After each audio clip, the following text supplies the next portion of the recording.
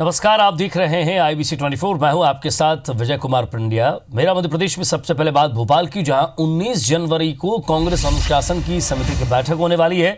भीतरघात करने वाले नेताओं पर गाज गिर सकती है, उन पर कार्रवाई हो सकती है। तो सरकार बनने के बाद पहली बार होगी अनुशासन समिति की बैठक। नरेला से हारे कांग्रेस प्रत्याशी महेंद्र सिंह ने एक पत्र लिखा है कांग्रेस अनुशासन समिति को। उन्होंने अध्यक्ष को यह पत्र लिखकर कहा है कि हार के लिए कांग्रेस के नेताओं को जिन्हें जिम्मेदारी दी गई थी उन्होंने भीतरघात किया है। सुनील सूद, कैलाश मिश्रा समेत 7 नेताओं का नाम लिखा गया है। और ज्यादा बातचीत के लिए हमारे संवाददाता सुधीर दंडोतिया हमारे साथ जुड़ गए हैं। सुधीर, जिस तरह से भीतरघात करने वाले नेताओं पर गाज गिर सकती है, 19 तारीख को बैठक रखी गई है। देखिए विजय, बिल्कुल 19 तारीख को बैठक है और कांग्रेस जहां हारी है चुनाव, उन हार के कारणों के साथ में जो लोग जिम्मेदार बताए गए थे उनके खिलाफ कार्रवाई की जो है अब इस अनुशासन समिति की बैठक में कार्रवाई को लेकर यह आशंका जताई जा रही है। लेकिन उससे पहले ही अनुशासन समिति को लिखा हुआ नरेला के जो प्रत्याशी थे कांग्रेस के महेंद्र सिंह चौहान, उनका पत्र सोशल मीडिया पर वायरल हुआ है और उसमें सीधे तौर पर उन्होंने कांग्रेस के बड़े नेताओं के नाम लिए। पूर्व महापौर सुनील सूद, इसके अलावा भोपाल के जिलाध्यक्ष कैलाश मिश्रा, साथ ही साथ लोकसभा जो अध्यक्ष है मनोज शुक्ला के साथ में कांग्रेस के कई बड़े नेताओं को उन्होंने हार के लिए जिम्मेदार बताया और कुछ नेताओं पर पैसे लेने के आरोप तक महेंद्र सिंह के द्वारा लगाए गए और इन सभी नेताओं के खिलाफ कार्रवाई की मांग की गई है। तो इस लेटर के बाद में कांग्रेस की सियासत गर्मा गई है। मध्य प्रदेश के अंदर अगर बात करें तो हार के कारणों की जो समीक्षा थी, जिन सीटों पर कांग्रेस हारी थी, उनको लेकर कार्रवाई की एक बात कही जा रही थी। पर लेकिन उससे पहले महेंद्र सिंह चौहान के इस लेटर ने कहीं ना कहीं कांग्रेस के अंदर ही खाने की जो एक घमासान था, खासकर बात करें गुटबाजी को लेकर, उसको सार्वजनिक कर दिया और बड़े नेता जो कि सुरेश पचौरी गुट से माने जाते थे उनके नाम सीधे तौर पर लिए हैं।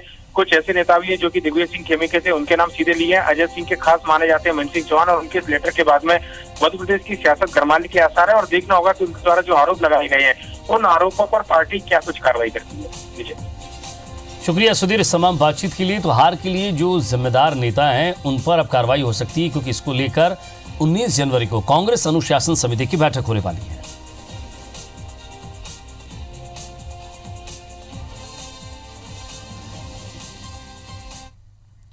पूर्व मुख्यमंत्री शिवराज सिंह चौहान के राष्ट्रीय उपाध्यक्ष बनने के बाद भोपाल पहली बार आने पर बीजेपी के कार्यकर्ताओं ने जोरदार स्वागत किया। राष्ट्रीय उपाध्यक्ष बनने के बाद शिवराज सिंह चौहान ने कहा है कि बीजेपी ने उन्हें जो जिम्मेदारी उन्हें सौंपी है उसे पूरा करने की कोशिश करेंगे। वहीं मध्य प्रदेश की राजनीति में सक्रिय रहने के सवाल पर चौहान ने कहा कि मध्य प्रदेश उनकी कोशिश रहेगी मध्य प्रदेश में कि इस बार सभी 29 सीटें लोकसभा चुनाव में बीजेपी के खाते में जाएं। राष्ट्रीय उपाध्यक्ष बनने के बाद पहली बार शिवराज सिंह चौहान से खास बातचीत की IBC 24 संवाददाता सुधीर दंडोतिया ने। भारतीय जनता पार्टी के राष्ट्रीय उपाध्यक्ष पूर्व मुख्यमंत्री शिवराज सिंह चौहान हमारे साथ में है। सर, सबसे पहले तो बहुत बहुत बधाई, शुभकामनाएं। और नई भूमिका में आने के बाद में शिवराज सिंह चौहान मध्य प्रदेश की राजनीति के लिए अब क्या सोच कर रखा है? सर देखिए, पहली चीज ये है कि भारतीय जनता पार्टी के समर्पित कार्यकर्ता होने के नाते जो भी जवाबदारी देते हैं पूरी क्षमता से, पूरे परिश्रम से, पूरी निष्ठा के साथ निभाएंगे। और जहाँ तक मध्य प्रदेश का सवाल है वो देश में ही है, लोकसभा चुनाव में मध्य प्रदेश में ही काम करना है। राष्ट्रीय अधिवेशन की बैठक से सर आप आए हैं मध्य प्रदेश को लेकर, क्योंकि बड़ा राज्य था, यहाँ पर 27 सीटें बीजेपी के पास में है। 2019 में बड़ी चुनौती इसलिए नहीं मान रहा कि 17 में तो अभी आ गए हम, वो तो विधानसभा में थोड़ा गणित गड़बड़ा गया, बाकी भी और आगे हो जाएंगे। अभी रणनीति बना रहे हैं हम। क्या नए चेहरे सर इस बार लोकसभा चुनाव में नजर आएंगे? अब वो तय करेंगे हम लोग। चुनावी प्रबंधन को लेकर अगर बात करेंगे सर, एक सवाल ये भी है कि कैलाश विजयवर्गीय का जो बयान है उसको लेकर बड़ा विवाद मचा हुआ है। शिवराज सिंह चौहान सीधे तौर पर मध्य प्रदेश की राजनीति में आने वाले समय में क्या भूमिका रहेगी, इस बात को लेकर उनका कहना है कि देश की राजनीति में, पर लेकिन राष्ट्रीय उपाध्यक्ष बनने के बाद में जो भी जिम्मेदारी मिलेगी उसको पूरा निभाएंगे। कैमरामैन वीरेंद्र नगर के साथ सुधीर दंडोतिया, IBC 24 भोपाल। मध्य प्रदेश विधानसभा में अध्यक्ष और उपाध्यक्ष के नाम पर हुए विवाद को लेकर बीजेपी ने राष्ट्रपति से मुलाकात कर कांग्रेस की शिकायत की है, जिस पर जनसंपर्क मंत्री PC शर्मा ने प्रतिक्रिया देते हुए कहा है कि खिसियानी बिल्ली खंबा नोचे। बीजेपी के पास कोई काम नहीं है, इसलिए बीजेपी के लोग अब शिकायत करते फिर रहे हैं। वहीं अजय सिंह के प्रदेश अध्यक्ष बनने की जो बातें खबरें वायरल हो रही है उस पर शर्मा का कहना है कि जो आलाकमान फैसला करेगा वो हमें मंजूर होगा। अब उसके बाद इनके पास चारा बचा क्या है? वही है कि खिसियानी बिल्ली खंबा नोचे, ये कहावत ऐसे ही बनती है।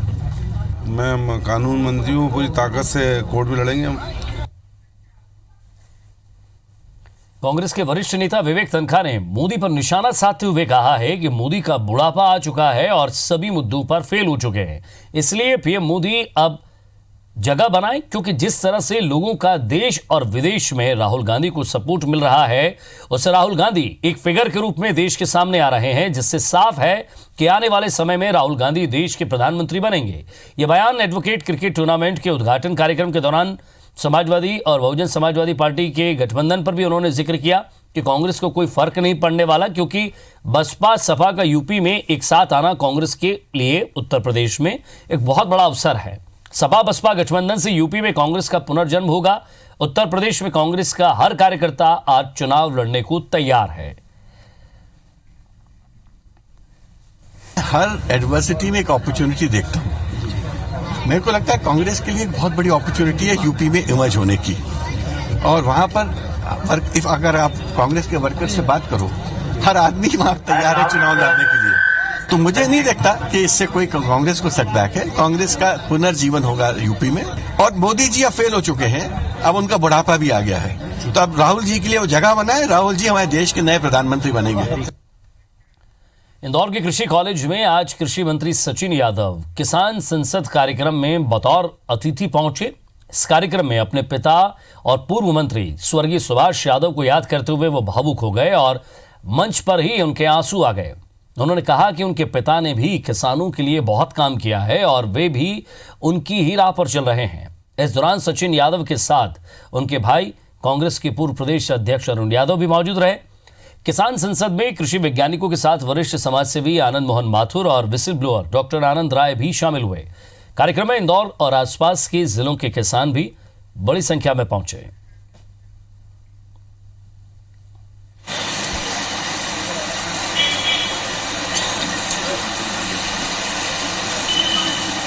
अधूरे सपने हैं।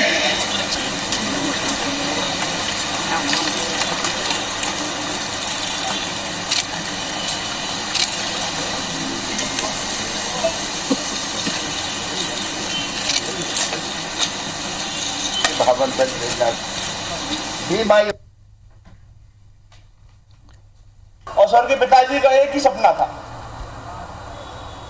वो एक ही चीज हम लोगों को कहते थे कि अगर किसान को खुशहाल बनाना है तो सबसे पहले हमारे किसान के खेत में सिंचाई के साधन और पानी की व्यवस्था सबसे बड़ी हमारी प्राथमिकता होगी।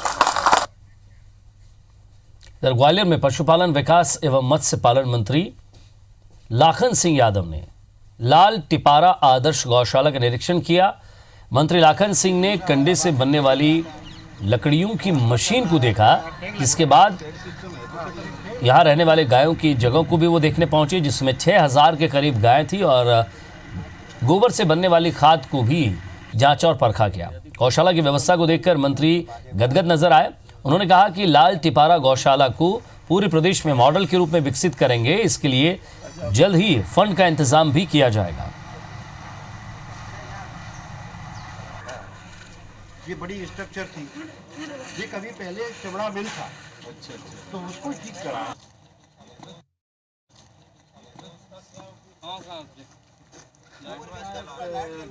भूसा को अंदर करते हैं, ये भूसा हमारा वार्षिक ठेके पे आता है, और हरा चना आया, क्या आया, टैग लगता है। टैग सिस्टम है, टैग लगा है।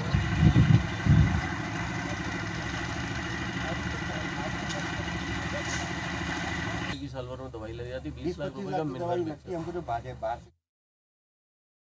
तो निश्चित तौर पर यहाँ जो मैंने देखने को पाया, अभी मैंने पिछले 7-8 दिन में 4-5 गौशालाओं का निरीक्षण किया है।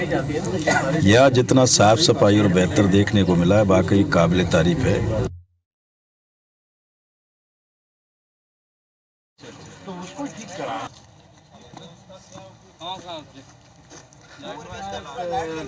भूसा को अंदर करते हैं, ये भूसा हमारा वार्षिक ठेके पे आता है, और हरा चना आया, क्या आया, टैग लगता है। टैग सिस्टम है, टैग लगा है।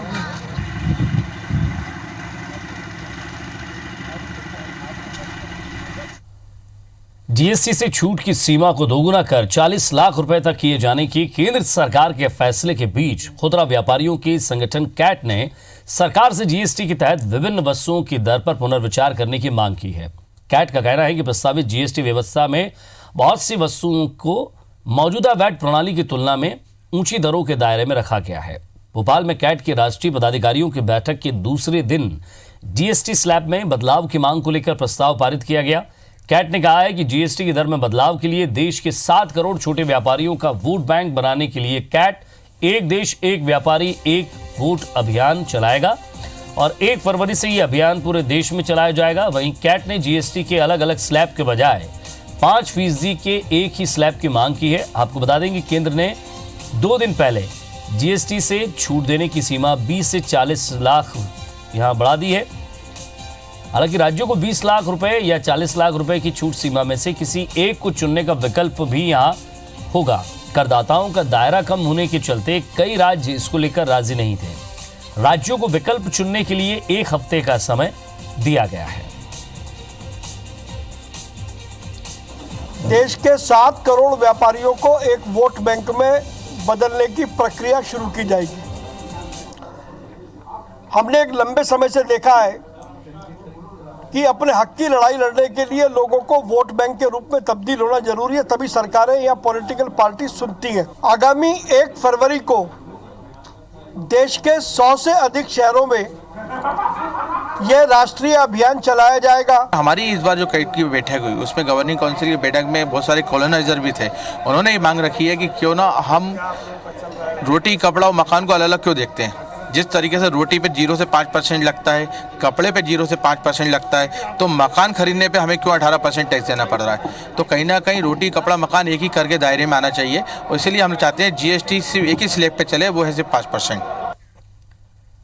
होशंगाबाद के सतपुड़ा टाइगर रिजर्व में 4 वनकर्मी 2 बाघों के बीच फंस गए हैं। चारों ने सूझबूझ से अपनी जान बचाई। रोंगटे खड़े कर देने वाले इस वाकये की तस्वीर भी सामने आई है। दरअसल सतपुड़ा टाइगर रिजर्व में वन्य जीवों की गिनती चल रही है और इस दौरान पचमढ़ी के नीमघान बीट में वनकर्मी वन्य जीवों की गिनती को लेकर जंगल में घूम रहे थे। तभी वो 2 टाइगरों के बीच गिर गए। ये दोनों टाइगर आमने सामने से आ रहे थे। ये देखकर वन रक्षकों की हालत खराब हो गई। टाइगरों के गुर्राते ही वनकर्मी पेड़ पर चढ़ गए, लेकिन अमित कौरव नाम का एक कर्मचारी घबराकर पेड़ पर नहीं चढ़ सका। वो झाड़ियों की ओर भाग गया, वहां छिप गया। करीब आधे घंटे तक टाइगर यहां मौजूद रहे। इस दौरान पेड़ पर बैठे एक वनकर्मी ने अपने मोबाइल से टाइगर का वीडियो बनाया। वीडियो में एक टाइगर यहां नजर भी आ रहा है।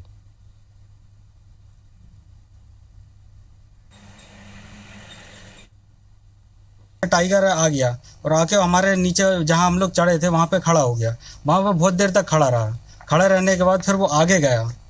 आगे जाने के बाद फिर वो वहां से फिर पता नहीं फिर ऐसे वापस लौट के आया। वन रक्षकों को 2 टाइगरों ने घेर रखा था, तो एक वन रक्षक अपनी जान बचाकर जैसे तैसे सूझबूझ से उसने अपनी जान बचाई और झाड़ के ऊपर चढ़ गया और दूसरा वन रक्षक भागकर एक झाड़ी में गिर गया था।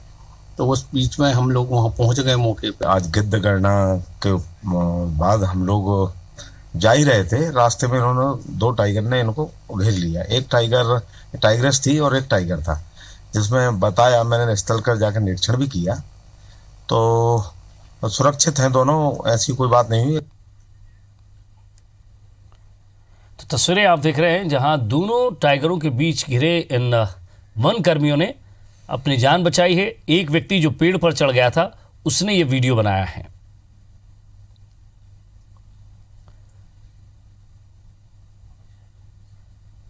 तो एक कर्मचारी ने पेड़ पर चढ़कर जान बचाई तो दूसरा झाड़ियों में छिपने में कामयाब रहा।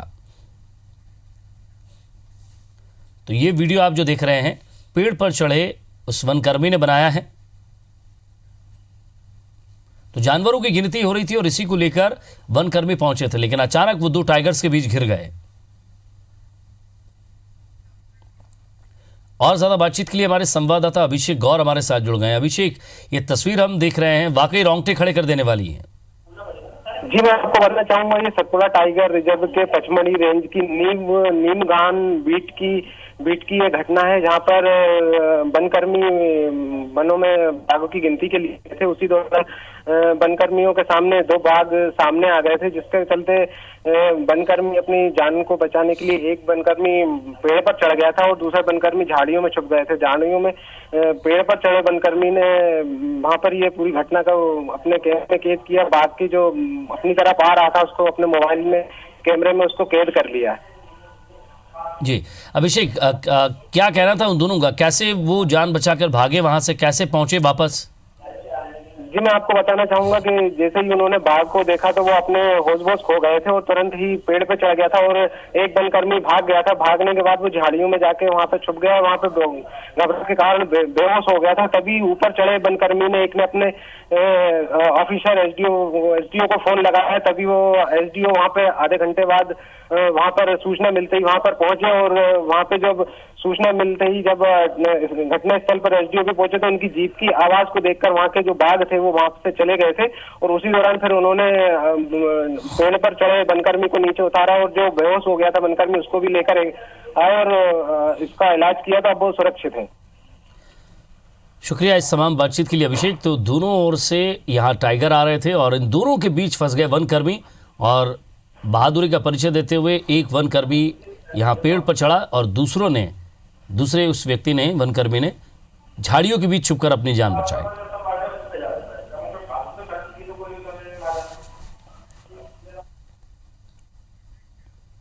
क्षमा बड़न को चाहिए, छोटन को उत्पाद। रहीम ने अपनी इन पंक्तियों में कहा है कि यदि हमसे छोटी उम्र का कोई बदमाशी करे तो बड़ों को यानी उन्हें माफ कर देना चाहिए, क्योंकि बच्चों का यह स्वभाव होता है। लेकिन ऐसा लगता है जैसे मध्य प्रदेश सरकार के पढ़े लिखे मातहतों ने शायद रहीम की ये लाइनें कभी पढ़ी ही नहीं हैं। इस बात को साबित कर दिया जबलपुर में कुछ अधिकारियों ने। मामला जबलपुर के जिले बगराजी धान केंद्र का है, जहां खरीदी केंद्र के अधिकारियों और कर्मचारियों ने 2 बच्चों की न केवल पिटाई की बल्कि उन्हें तकरीबन 2 घंटे तक कुर्सी से बांधे भी रखा। बच्चों पर धान चुराने का आरोप लगा है और इसी के चलते अधिकारियों और कर्मचारियों का गुस्सा दोनों मासूमों पर कहर बनकर टूटा। अधिकारियों और कर्मचारियों ने कुर्सियों पर दोनों बच्चों को बैठाकर रस्सियों से हाथ बांध दिए और उनकी पिटाई भी कर दी। इतना ही नहीं, बच्चों को छुड़वाने जब परिजन वहां पहुंचे तो माता पिता की बात भी खरीदी केंद्र के अधिकारियों और कर्मचारियों ने नहीं सुनी। हालांकि कुछ ग्रामीणों के साथ परिजनों ने बगराजी पुलिस चौकी में शिकायत की है, जिसमें परिजनों ने इस घटना की कुछ तस्वीरें भी यहां पुलिस को दी हैं। पुलिस ने इस मामले में केस दर्ज कर जांच शुरू कर दी है। उज्जैन जिला अस्पताल के सिविल सर्जन का नर्स के साथ एक अश्लील वीडियो वायरल हुआ है। वीडियो सामने आने के बाद कलेक्टर शशांक मिश्रा ने डॉक्टर राजू निदारिया को तुरंत हटा दिया है। यह वीडियो ऑपरेशन थिएटर के अंदर का बताया जा रहा है, जिसे डॉक्टर राजू निदारिया ने खुद अपने फोन से बनाया है। वीडियो सामने आने के बाद कलेक्टर ने तत्काल कार्रवाई करते हुए राजू निदारिया को सिविल सर्जन पद से हटा दिया है।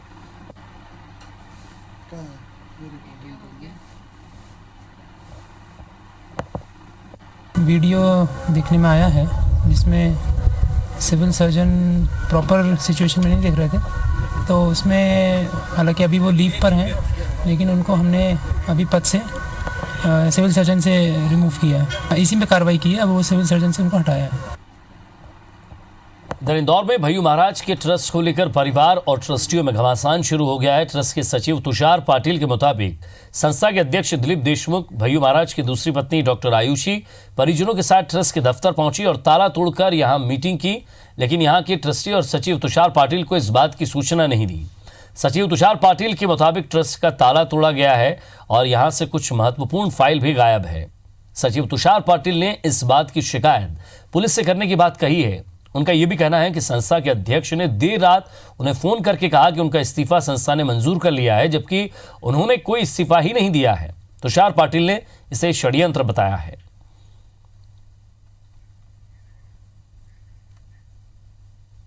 राष्ट्रीय संत भय्यू जी महाराज की आत्महत्या के मामले में पुलिस अभी लगातार जांच कर रही है, लेकिन अब ट्रस्ट को लेकर कहीं ना कहीं जो विवाद है वो गरमाने लगा है।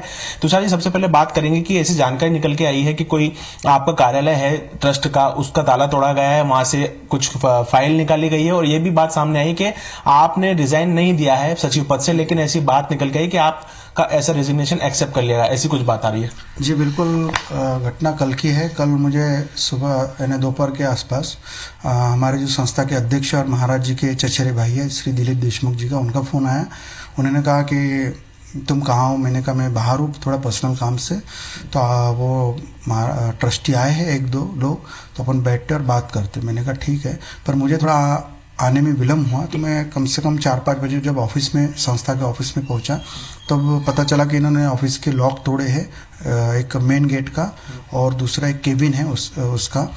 और फिर मैंने पूछा तो बोले तुम लेट आ रहे हो तो इसलिए हमने लॉक तोड़ा। मैंने कहा ठीक है कोई दिक्कत नहीं, अब एजेंडा रखो मीटिंग का क्या है। तो वो बोले कोई एजेंडा नहीं, हमको कागज़ चेक करने में। और रात में फिर मुझे 2-3 घंटे बाद फ़ोन आया कि हम आपने त्यागपत्र दिया, हमने त्यागपत्र स्वीकार किया है और आपको ट्रस्ट से मुक्त किया जाता है। और फिर फ़ोन काट दिया। मैंने फ़ोन कांटेक्ट करने का प्रयास किया, पर उन्होंने कोई कांटेक्ट यानी रिप्लाई नहीं मिला और फ़ोन नहीं उठाया, स्विच ऑफ करवा दिया। मैं आपके चैनल के माध्यम से सभी को बताना चाहूँगा कि मैंने कोई भी त्यागपत्र नहीं दिया है और ये जो अफवाह है इनका मैं पूरी तरह से खंडन करता हूँ। तो कहीं ना कहीं अब ट्रस्ट में तो विवाद शुरू ही हो गया है, प्रॉपर्टी को लेकर विवाद सामने आने लगा है। अब देखना होगा कि इस पूरे ही मामले में जब ये शिकायत करेंगे तो क्या जांच सामने निकल कर आती है। कैमरा पर्सन नंदन सिंह पवार के साथ रवि हेमरा सिसोदिया, IBC 24 इंदौर। बैतूल में शहीदों की याद में बना शहीद भवन खंडर होता जा रहा है। प्रशासन की उपेक्षा के कारण शहीद भवन की हालत जर्जर होती नजर आ रही है, लेकिन प्रशासन की तरफ से इसे गंभीरता से नहीं लिया जा रहा है। 30 साल पहले शहीदों की याद में शहीद भवन बनाया गया था, लेकिन रख रखाव की कमी के कारण भवन खंडर में बदलता जा रहा है। शहीद भवन की खिड़कियां और जाली चोर ले गए हैं और भवन के खंडर में बदलने के कारण काफी दिनों से अनैतिक गतिविधियां भी हो रही हैं। नेताओं की तरफ से शहीद भवन में कार्यक्रम तो आयोजित किए जाते हैं, लेकिन रखरखाव पर ध्यान नहीं दिया जाता है। राष्ट्र रक्षा मिशन की तरफ से शहीद भवन में एक चबूतरा बनाया गया है, जहां पर लोग आकर झंडारोहण करते हैं, लेकिन लोगों ने प्रशासन से शहीद भवन की हालत सुधारने की मांग की है।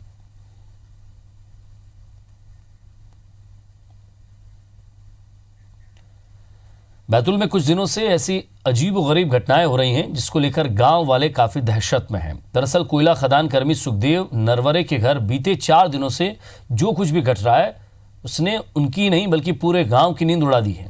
सुखदेव के घर अचानक खड़ी कार में आग लग जाती है, घर में रखी फाइलें जलने लगती हैं, बड़े बड़े पत्थरों की बारिश होने लगती है।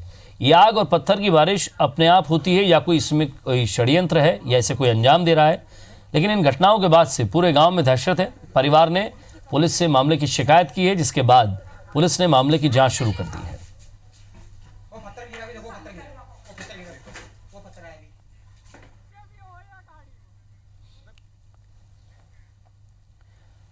ग्वालियर व्यापार मेले के कुसुमाकर रंगमंच से पतंग उत्सव का आयोजन किया गया, जहां पहली बार 50 फीट की पतंग और एक डोर पर 1000 पतंगों को उड़ाया गया। इस पतंग उत्सव में बड़ी संख्या में महिला, पुरुष और बुजुर्गों ने हिस्सा लिया। मकर संक्रांति के पर्व पर इस संध्या पर पतंगबाजी की शुरुआत हो गई है। इसमें 2 कैटेगरी एकल और फैंसी पतंग प्रतियोगिता रखी गई है। वहीं मार्केट में प्रधानमंत्री नरेंद्र मोदी, राहुल गांधी और ज्योतिरादित्य सिंधिया की तस्वीरों से बनी पतंगें लोगों के द्वारा खूब पसंद की जा रही हैं। हालांकि इस बार पतंगों के रेट में 30% तक की बढ़ोतरी देखी जा रही है, लेकिन फिर भी ग्वालियर राइड्स पसंद कर रहे हैं। इस बार जो पतंग का उत्सव है वो और भी खास हो जाता है, क्योंकि इसके लिए देश भर के पतंगबाजों को इनवाइट किया गया है और इस उत्सव में बाहर के भी कलाकार अपनी हुनरबाजी दिखाते नजर आ रहे हैं।